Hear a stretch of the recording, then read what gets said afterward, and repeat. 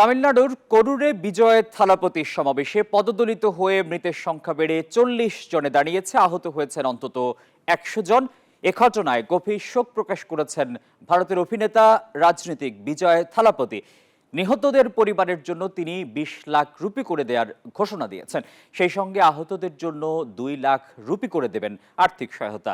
এই ঘটনার জেরে বিজয়ের বাড়ির নিরাপত্তা জোরদার করা হয়েছে। আশঙ্কা জনগণের ক্ষোভ তার উপর গিয়ে পড়তে পারে।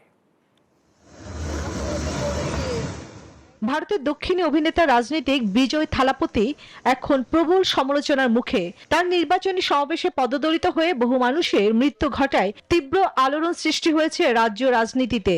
বিজয়ের বাড়িতে নিরাপত্তা জোরদার করা হয়েছে। আশঙ্কা করা হচ্ছে জনগণের ক্ষোভ তার দিকেই ঘুরে যেতে পারে।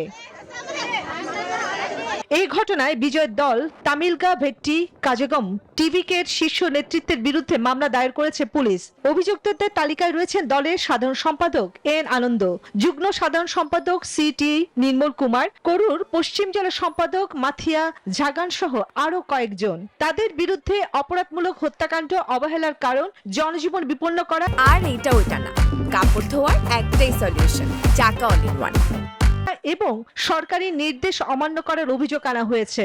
পাশাপাশি মামলা হয়েছে তামিলনাড়ু পাবলিক প্রপার্টি ক্ষতি প্রতিরোধ আইন অনুযায়ীও।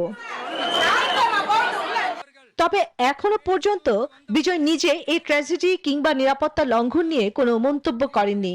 অভিযোগ উঠেছে তার সমাবেশে হঠাৎ রোড শো ও পুলিশের শর্ত ভঙ্গের কারণেই এই দুর্ঘটনা ঘটে।